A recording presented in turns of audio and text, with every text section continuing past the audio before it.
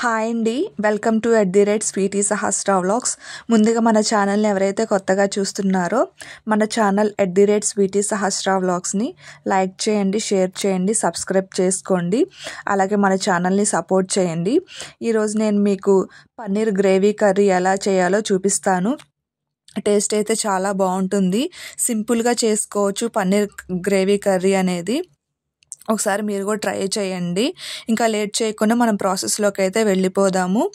ఇంకా ముందుగా పన్నీర్ ముక్కల్ని చిన్న చిన్న పీసెస్గా కట్ చేసుకోవాలి. చిన్న చిన్న పీసెస్గా కట్ చేసుకున్న తర్వాత కొంచెం పసుపు అయితే వేసుకోవాలి. మనం ఇప్పుడు మ్యారినేట్ చేసుకుంటున్నాం అన్నమాట పన్నీర్ని. పసుపు వేసుకోవాలి, తర్వాత కొంచెం సాల్ట్ వేసుకోవాలి, తర్వాత కొంచెం కారం వేసుకోవాలి, తర్వాత కొంచెం ధనియాల పొడి వేసుకోవాలి. ఇలా అన్నీ వేసిన తర్వాత వాటన్నిటిని ఇలా పన్నీర్ ముక్కలకి పట్టేలా కలుపుకోవాలన్నమాట. అప్పుడే టేస్ట్ అనేది టేస్ట్ చాలా బాగుంటుంది.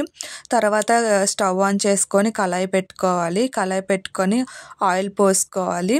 ఆయిల్ వేడెక్కాక మనం మ్యారినేట్ చేసి పెట్టుకున్న పన్నీర్ ముక్కల్ని అయితే కళాయిలో వేసుకొని మనం ఫ్రై చేసుకోవాలి ముక్కల్ని. పన్నీర్ ముక్కల్ని ఇలా ఫ్రై చేసుకుంటే ముక్క టేస్ట్ అనేది చాలా బాగుంటుంది. ఇలా కొంచెం మరీ డీప్ ఫ్రై కాకుండా లైట్గా ఫ్రై చేసుకోండి, అప్పుడే చాలా బాగుంటుంది. ఇంకా ఇలా కొంచెం తిప్పుకుంటూ ఉండాలి, ఎందుకంటే అలా తిప్పకపోతే ముక్కలు అనేవి మాడిపోతాయి అన్నమాట. అలా మాడిపోకుండా ఇలా తిప్పుకుంటూ ఫ్రై అయితే చేసుకోవాలి, స్లోగా తిప్పుకోవాలి. ఇక్కడ చూసారా, మనకి ఇలా ముక్కలు అయితే ఫ్రై చేసుకుంటే సరిపోతుంది. మళ్ళీ ఇంకా అదే కళాయిలోకి మనం ఆనియన్స్ వేసుకోవాలన్నమాట.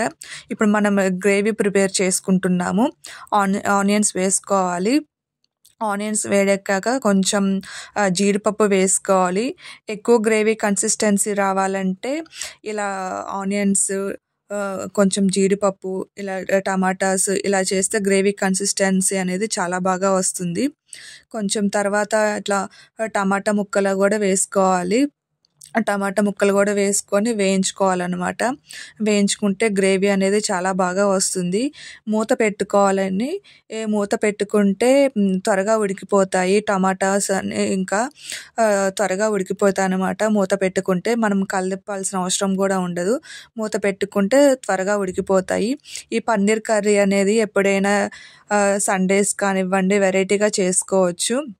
మనకి ఇక్కడ టమాటాలు, ఆనియన్స్, జీడిపప్పు అయితే మనం ఫ్రై అయిపోయాయి. వీటిని చల్లార్చిన తర్వాత మిక్సీ గిన్నెలోకి వేసుకోవాలి. మిక్సీ గిన్నెలో వేసుకొని మనం పేస్ట్ లాగా అయితే చేసుకోవాలి. తర్వాత అదే కళాయిలోకి 2 దాల్చిన చెక్క, లవంగాలు, యాలకులు, ఒక బిర్యానీ ఆకు వేసుకోవాలి. ఇవన్నీ వేసుకుంటే కర్రీ టేస్ట్ అనేది చాలా బాగుంటుంది. ఫ్లేవర్ చాలా బాగుంటుంది, కర్రీ ఫ్లేవర్ అనేది. తర్వాత కొంచెం పచ్చిమిర్చి వేసుకోవాలి. పచ్చిమిర్చి వేసుకొని కలిదిప్పితే ఇంకా తర్వాత చాలా బాగుంటుందన్నమాట. తర్వాత కొంచెం ఇలా ఆనియన్స్ కూడా వేసుకోవాలి. 1 కప్పు ఆనియన్స్ వేసుకోండి. ఆనియన్స్ వేసుకొని కలిదిప్పాలి. మరి ఇంకా గ్రేవీ కన్సిస్టెన్సీ చాలా బాగా వస్తుంది. ఆనియన్స్ వేసుకొని కలిదిప్పాలి. తర్వాత దీంట్లో కొంచెం పసుపు యాడ్ చేసుకోండి. ఆనియన్స్ పచ్చిగా కాకుండా కొంచెం బ్రౌనిష్ కలర్లోకి వచ్చేదాకా వేయించుకున్న తర్వాత పసుపు వేసుకోండి. పసుపు వేసుకొని ఒకసారి ఇలా కలిదిప్పుకోవాలి. మనకి మూత పెట్టుకుంటే ఆనియన్స్ అనేది చాలా బాగా త్వరగా ఉడికిపోతాయి. తర్వాత కొంచెం అల్లం వెల్లుల్లి పేస్ట్ వేసుకోవాలి. అల్లం వెల్లుల్లి పేస్ట్ స్మెల్ పోయేదాకా వేయించుకోవాలి. స్మెల్ వస్తుంటే కర్రీ అనేది టేస్ట్ బాగోదు కదండి. అల్లం వెల్లుల్లి పేస్ట్ స్మెల్ పోయేదాకా వేయించుకొని మనం ముందు గ్రేవీ కన్సిస్టెన్సీ అనేది మిక్సీ పట్టుకున్నాం కదా, ఆ గ్రేవీ కన్సిస్టెన్సీ అనేది కళాయిలోకి వేసుకొని ఇలా కలిదిప్పుతూ ఉండాలి. అడుగంటనివ్వకుండా కలిదిప్పాలి. అడుగంటితే కర్రీ అనేది టేస్ట్ బాగోదు.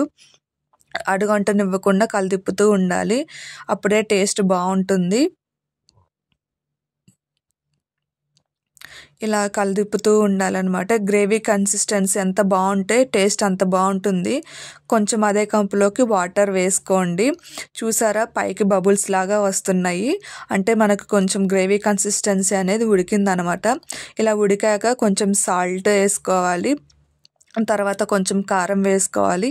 మనం ఏ కర్రీ చేస్తున్నా కానీ సాల్ట్ ఇంకా కారం అనేది చాలా ఇంపార్టెంట్ అండి. అవి రెండు లేకపోతే కర్రీకి అసలు టేస్టే ఉండదు. చూసుకొని సాల్ట్ కారం చూసుకొని వేసుకుంటే టేస్ట్ అనేది చాలా బాగుంటుంది. తర్వాత కొంచెం ధనియాల పొడి, కొంచెం గరం మసాలా పొడి వేసుకొని కలిపాలి. మనకి మసాలాలు ఎంత బాగా పడితే గ్రేవీ కన్సిస్టెన్సీ అండ్ కర్రీ కూడా అంత టేస్టీగా ఉంటుంది. అడుగంటనివ్వకుండా కలిపాలి. తర్వాత కొంచెం వాటర్ పోసుకోండి గ్రేవీలోకి. వాటర్ పోసుకొని మళ్ళీ ఒకసారి కలిపుకొని మూత పెట్టుకోండి. గ్రేవీ కన్సిస్టెన్సీ అనేది ఉడికిపోతుంది. గ్రేవీ కన్సిస్టెన్సీ ఉడికిపోయాక చూసారా బబుల్స్ లాగా పైకి వస్తుంది. ఇలా బబుల్స్ వచ్చేటప్పుడు మనం ఫ్రై చేసి పెట్టుకున్న పన్నీర్ ముక్కల్ని అయితే గ్రేవీలోకి వేసుకోవాలి. అప్పుడు టేస్ట్ అనేది చాలా బాగుంటుంది. కొంచెం ఇలా పన్నీర్ ముక్కలు వేసాక కొంచెం సాల్ట్ టేస్ట్ చూసుకోండి. సాల్ట్ సరిపోతే ఇక్కడ యాడ్ చేసుకుంటే బాగుంటుంది. ఇక్కడ మీకు కొంచెం ఇంకా గ్రేవీ ఎక్కువ కావాలంటే కొంచెం వాటర్ యాడ్ చేసుకోండి, పర్వాలేదు, ఏం కాదు. ఇక్కడ ఇంకా బబుల్స్ లాగా వస్తున్నాయి కాబట్టి మనకి పన్నీర్ కర్రీ అయితే రెడీ అయిపోయింది. చూసారా ఎంత బాగా వచ్చిందో గ్రేవీ కన్సిస్టెన్సీ అనేది. తర్వాత మనం సన్నగా తరిగి పెట్టుకున్న కొత్తిమీర అయితే వేసుకొని మరొకసారి కలిదిప్పుకుంటే మనకి ఎంతో రుచికరమైన పన్నీర్ గ్రేవీ కర్రీ అయితే రెడీ అయిపోతుంది. తర్వాత సర్వింగ్ బౌల్లోకి తీసుకొని మనం బౌల్లోకి అయితే కర్రీ వేసుకోవచ్చు. ఈ పన్నీర్ గ్రేవీ కర్రీ అనేది ఎంతటి వంట రాని వాళ్ళైనా చాలా ఈజీగా ప్రిపేర్ చేసుకోవచ్చండి. చాలా బాగుంటుంది. అలాగే ఇంకా చపాతీలోకి కానివ్వండి, ఎప్పుడైనా వెజ్ బిర్యానీలోనికి ఈ పన్నీర్ గ్రేవీ కర్రీ అనేది చాలా బాగుంటుంది. ఒకసారి మీరు కూడా ట్రై చేయండి. ఎలా వచ్చిందో నా కామెంట్ సెక్షన్లో కామెంట్ చేయండి. అలాగే ఈ రెసిపీ అనేది మీ ఫ్రెండ్స్ అండ్ రిలేటివ్స్కి కూడా షేర్ చేయండి. వాళ్ళని కూడా మన ఛానల్ని ఫాలో అవ్వమని చెప్పండి.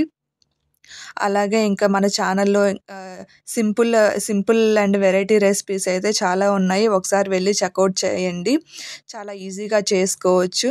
ఇంకా మనకి పన్నీర్ గ్రేవీ కర్రీ అయితే ప్రిపేర్ అయిపోయిందనమాట. అలాగే మన ఛానల్ని సబ్స్క్రైబ్ చేసుకోండి. పక్కనున్న బెల్ ఐకాన్ అయితే క్లిక్ చేయండి. నేను ఎప్పుడైనా వీడియో అప్లోడ్ చేస్తే వెంటనే మీకు నోటిఫికేషన్ అనేది వస్తుంది. Thank you so much for watching అండి. Thank you.